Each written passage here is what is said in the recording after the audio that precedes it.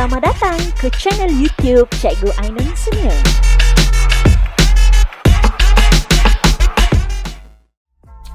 Jangan lupa tonton, like, komen, subscribe dan share. Terima kasih.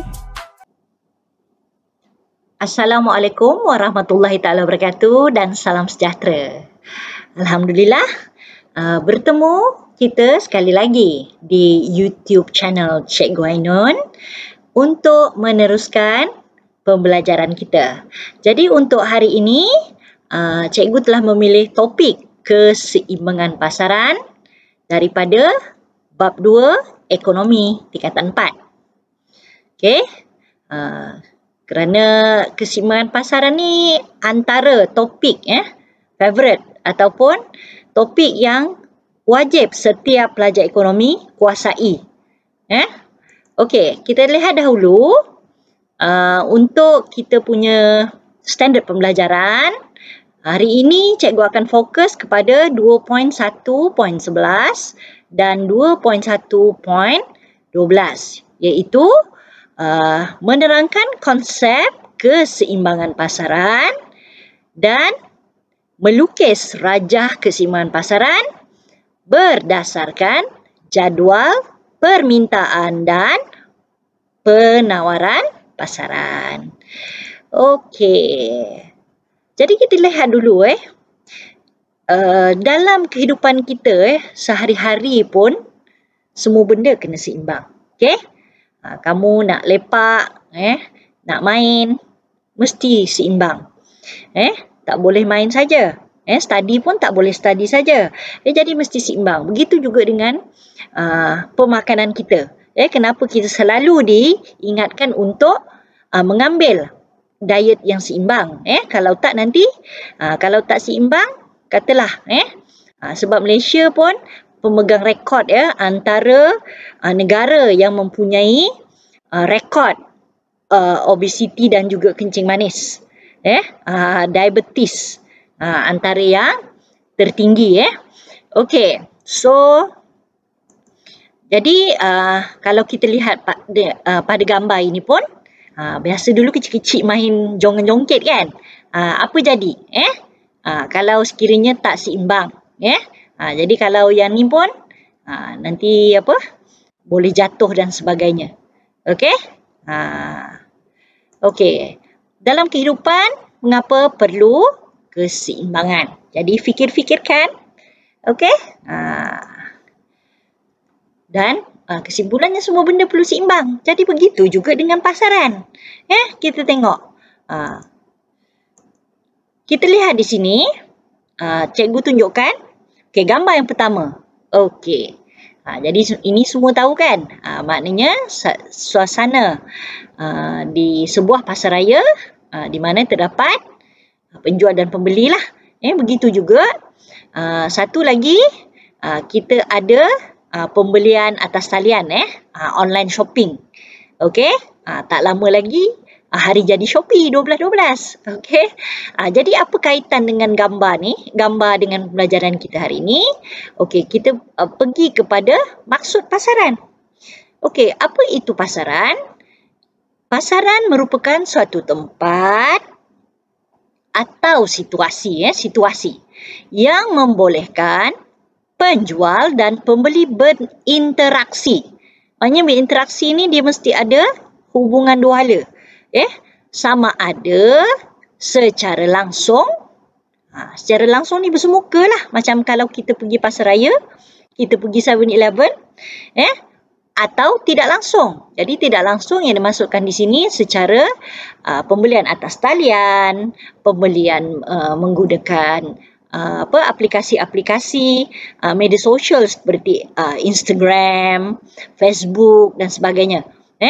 Untuk menjalankan urus niaga pada suatu tiga harga dalam tempoh masa tertentu. Okey, ini sebagai ulang kaji lah. Mana tahu ada yang dah lupa apa itu pasaran. So bermakna pasaran tadi perlu ada penjual dan pembeli. Kalau tak jadilah urus niaga kan. Kemudian dia tidak semestinya bertemu. Tidak semestinya bersemuka kerana urus niaga juga boleh dilakukan secara tidak langsung. Jadi ada berbagai cara lah medium untuk melakukan ataupun melaksanakan perniagaan secara tidak langsung lah, pasaran tidak langsung ini. Kadang kita tak kenal pun orang yang jual kan. Okay, jadi hati-hatilah. Kadang-kadang kepercayaan satu hal, tapi kejujuran pun satu hal daripada penjual dan sebagainya. Okey, tak apa, kita tak mau ulas yang tu lanjut. Kita pergi kepada perkara seterusnya. Jadi hari ini kita nak highlight dalam kita punya pasaran, kita ada permintaan pasaran dan juga penawaran pasaran.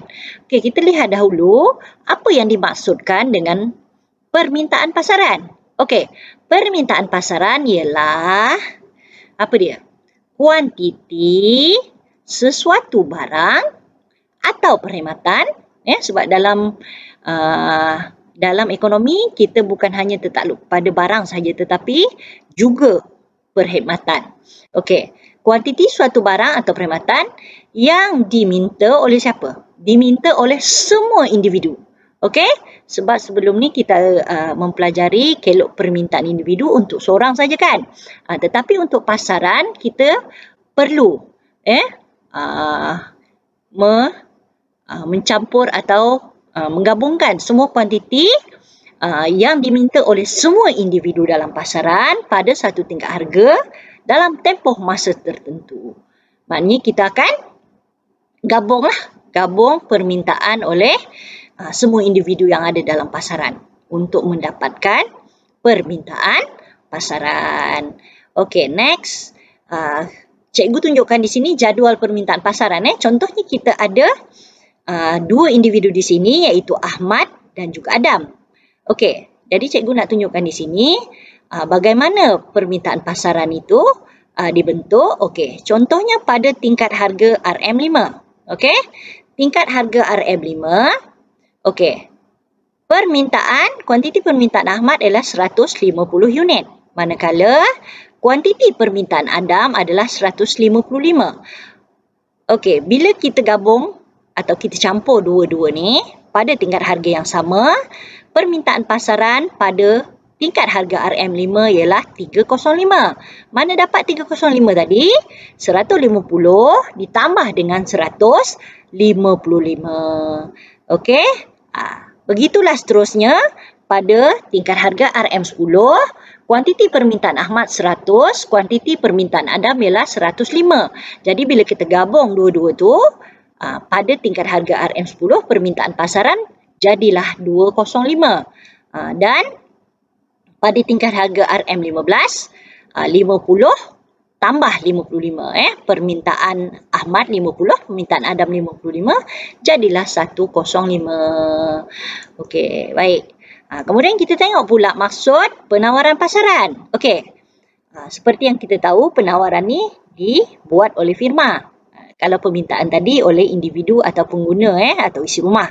Okey, penawaran pasaran pula ialah kuantiti suatu barang atau perkhidmatan yang ditawarkan oleh semua firma.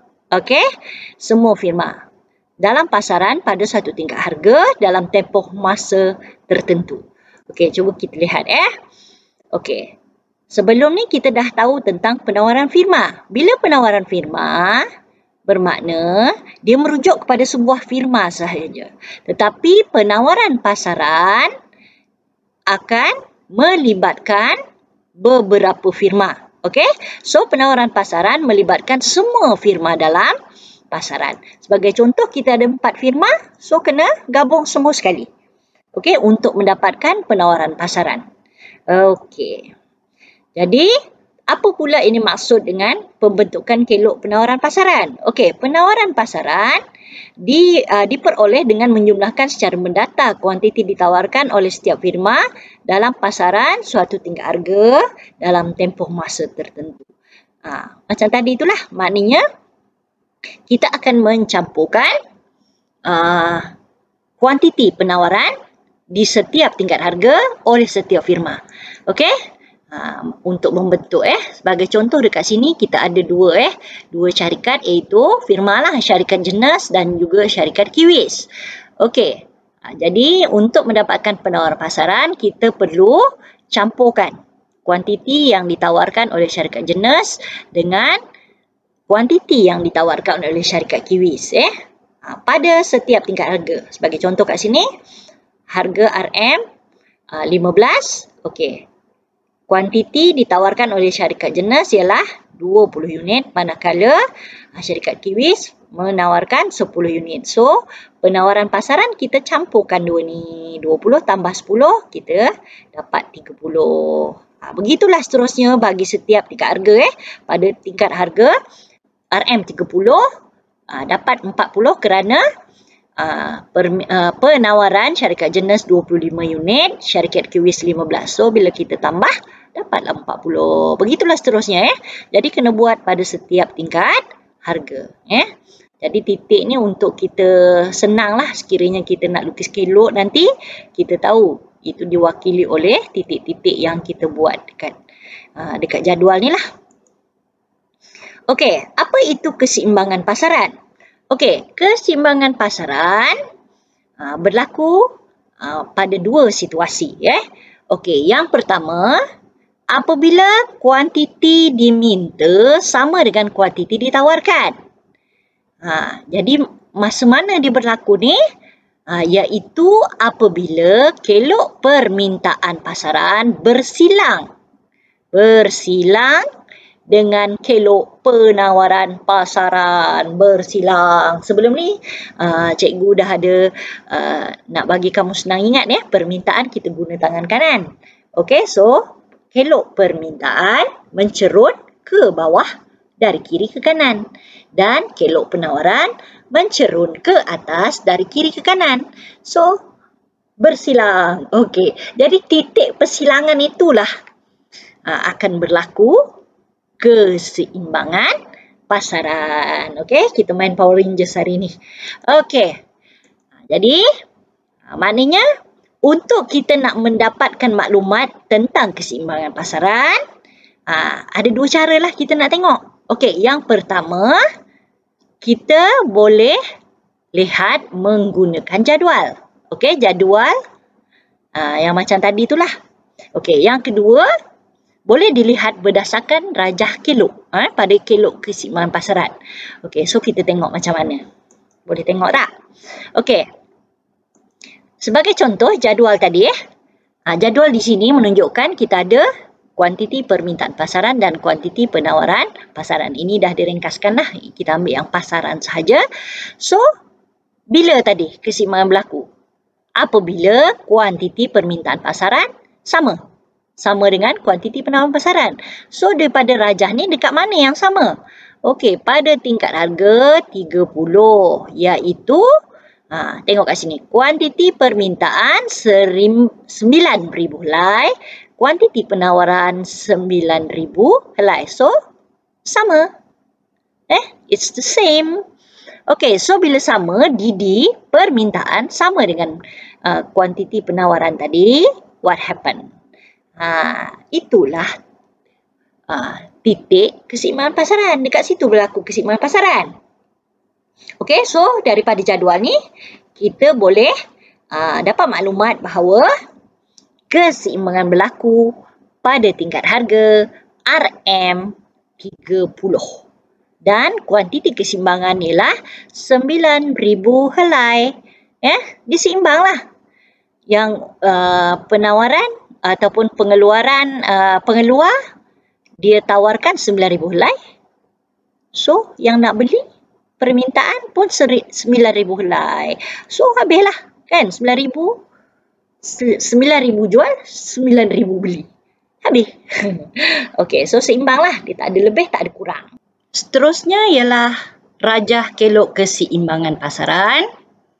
Okey, jadi ditunjukkan oleh rajah ini sebagai contoh, kita ada kelok penawaran pasaran dan kelok permintaan pasaran. Okey, apabila kuantiti permintaan pasaran sama dengan kuantiti penawaran pasaran, maka akan berlakulah titik keseimbangan ataupun keseimbangan, iaitu apabila kelok DD ataupun kelok permintaan pasaran bersilang dengan kelok penawaran pasaran. Ini keadaan dia. So dekat sini kita ada titik E. Titik E itu adalah menunjukkan titik keseimbangan di mana kuantiti permintaan sama dengan kuantiti penawaran. Okey, jadi harga keseimbangan adalah RM30 dan kuantiti keseimbangan tadi ialah 9,000 helai. Okey, jadi sebelum ni kita dah tahu apa yang dimaksud dengan pasaran dan juga maksud keseimbangan pasaran. Boleh ya? Okey, sekarang kita nak bagaimana pula nak melukis kelok keseimbangan pasaran. Okey, so kita ada macam biasa, kita ada paksi X kuantiti dan paksi Y adalah harga. Okey, kemudian jangan lupa titik origin. Titik origin wajib ada Okey, so paksi X tadi paksi kuantiti dan paksi Y adalah paksi harga. Dan juga jangan lupa unit. Harga mesti tulis RM, kuantiti mesti tulis unit. Okey, jadi macam ni kita nak lukis. Okey, so kita ada kelok DD pasaran, kelok permintaan pasaran. Okey, kita ada DD kat sini. Okey, kemudian SS pula merupakan kelok penawaran pasaran. Okey, kita ada kat sini. Dan keseimbangan berlaku apabila kelok permintaan pasaran bersilang dengan kelok penawaran pasaran. Okey, so E merupakan keseimbangan pasaran. Okey, jadi P harga keseimbangan pasaran ditunjukkan pada PO ni ini kita punya harga keseimbangan pasaran dan QO merupakan kita punya kuantiti keseimbangan. Okey, mudah saja. Okey, jadi dah dapat Okey, sekarang kita lihat pula ketidakseimbangan pasaran. Okey, tadi seimbang, sekarang tak seimbang pula. Okey, ketidakseimbangan pasaran ni berlaku apabila jumlah permintaan pengguna tidak sama dengan jumlah penawaran peluar. Okey, dua keadaan akan berlaku apabila pasaran berada pada ketidakseimbangan, iaitu yang pertama ialah apa dia? Lebihan permintaan. Okey, dan yang kedua adalah lebihan penawaran. Jadi kalau lebihan permintaan ni bermakna permintaan melebihi penawaran. Okey, jadi kita tunjuk dalam teori ni dalam gambar ni mudah nak nampak kan. Okey, kalau lebihan penawaran ni lebih banyak sebab tu dia berat. Dan ni terjongkit naik atas sebab permintaan tu kurang. So lebihan permintaan juga dikenali sebagai kurangan penawaran dan lebihan penawaran dikenali sebagai kurangan permintaan. Okey, kita tengok lebihan permintaan dengan lebih terperinci. Okey, lebihan permintaan merujuk keadaan apabila kuantiti diminta melebihi ni tadi kuantiti ditawarkan dalam pasaran pada satu tingkat harga. So apa kesan dia? Kesan dia situasi ini akan menyebabkan harga akan cenderung meningkat. Maknanya orang yang nak beli banyak ataupun ramai tapi penawaran tu sikit. So maknanya siapa yang sanggup ni dengan bayar dengan harga lebih mahal, dia lah dapat kan. Jadi lebihan permintaan ni akan mendorong harga untuk naik. Okey? Itulah tu. Jadi seterusnya lebihan penawaran merujuk kepada keadaan apabila kuantiti ditawarkan melebihi kuantiti diminta dalam pasaran pada suatu tingkat harga tertentu. So kesan dia harga akan cenderung jatuh. So benda ni dia berlawanan lah jadi yang ni pula yang jualnya ramai. Barang ni banyak jual tapi yang nak beli sikit. So apa yang berlaku? Harga cenderung untuk jatuh sebab nak bagi barang tu laku kena jual murah lah sebabnya orang nak beli tu sikit. Jadi kalau mahal-mahal orang tak nak beli kan. Okey, so kalau kita nak tunjuk dalam jadual yang sama juga tadi kita dah cerita tentang keseimbangan. Okey, so tidak bala harga dia tak berubah lah sebab dia dah seimbang. Okey, kalau kita yang pertama tadi apa yang berlaku? Lebihan permintaan Lebihan permintaan kita tengok kat sini. Pada tingkat harga 10, RM10, kuantiti permintaan 15,000 helai. Sedangkan kuantiti penawaran cuba ada 3,000 helai. So bermakna lebihan permintaan dapat 12 helai ni kita dapat macam mana? 15 tolak dengan 3,000. So, apa yang akan berlaku? Harga akan naik. Okey, begitu juga dalam situasi RM20. Kuantiti permintaan tu 12,000. Sedangkan kuantiti penawaran cuma ada 6,000. So, lebihan permintaan sebanyak 6,000 helai. So, 6,000 je dapat. 6,000 lagi tak dapat yang nak beli tadi. So, tindak balas harga akan cenderung naik. So, bila dah tindak balas harga ni naik tadi, implikasi dia permintaan akan turun. Sebab tadi lebihan permintaan kan, penawaran akan naik. Okey. Begitu juga dengan situasi yang kedua, ketidakseimbangan yang kedua, itu lebihan penawaran, di mana contoh pada RM40 ni, kuantiti permintaan 6,000, 6,000 sahaja, sedangkan penawaran ada 12,000. So, lebihan penawaran berlaku sebanyak 6,000 helai, iaitu 12 tolak 6,000. 12,000 tolak 6,000 dapat ni. Apa yang akan berlaku dalam kedua-dua situasi RM50 dengan RM40 tadi, tindak balas harga cenderung untuk turun. Okey? Jadi, implikasi dia permintaan naik dan penawaran turun. Okey, so kalau sekiranya kita nak menunjukkan lebihan penawaran, jadi titik keseimbangan kita tadi, dia akan berlaku di sebelah atas. Nampak je ni, yang ni terjojol kan? Kelok penawaran ni terjojol dan kelok permintaan ni sikit. So, bermakna kawasan ni ataupun kuantiti penawaran lebih besar daripada kuantiti permintaan. So, sebagai contoh kita lorek dia sebagai A kat sini. Pada harga P1, mana P1? Okey, pada harga P1 tadi, permintaan di Q1. Okey, permintaan apa? Okey, permintaan. Okey, permintaan di Q1. Okey, sedangkan penawaran di mana? Penawaran, kuantiti penawaran di Q2. So, bermakna lebih lah. Yang ini lebih daripada penawaran lebih pada permintaan. So, itulah keadaan lebihan penawaran. So, lebihan penawaran dia berlaku di mana? Di kawasan ni lah. Okey, B. Okey, C. Lepas tu, ni, sini dengan EO ni. Sinilah berlaku ni. Yang dilorekkan ni sebagai A. So, kesan dia harga akan jatuh. So, harga akan turun balik semula lah. Dia turun ke mana? Menuju ke titik keseimbangan. Okey. So, kalau lebihan permintaan pula, samalah macam tadi apa yang kita berlaku dulu. Okey, kita tengok. Samalah. Kita ada lebihan permintaan berlaku di kawasan lorek B ni, di mana, apa dia? Ni. Sekarang ni, kelok permintaan pula terjojol kat luar kan? Okey. Terlebih sudah. Okey. Ni jadi berlaku lebihan permintaan pada kawasan ni lah. Lorek B ni iaitu apa dia? B, EO dan C kat sini. So, apa yang berlaku? Kesannya harga akan naik. Harga ni akan naik. Naik ke mana? Titik keseimbangan balik semula. Okey, so dia seimbang balik lah. Okey.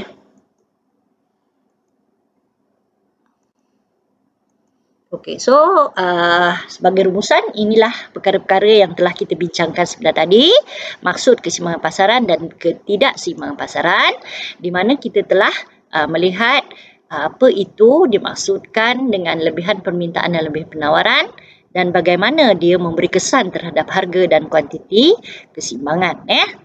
Jadi samalah maksud lebihan permintaan dan kesannya terhadap harga dan kuantiti selepas berlakunya kesan terhadap harga, kemudian apa pula implikasinya kepada kuantiti penawaran dan permintaan bagi kedua-dua situasi lah, lebihan permintaan dan lebihan penawaran.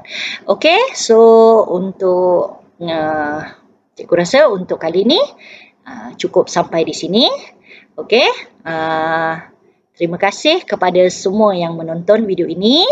Okey, jadi kepada mereka yang belum subscribe, jangan lupa. Okey, pastikan anda subscribe. Okey. Dan tekan butang loceng untuk notifikasi video-video Cikgu Ainun yang seterusnya. Okey, terima kasih di atas sokongan anda. Okey, kita bertemu lagi. Sekian, terima kasih. Bye. Played it innocent.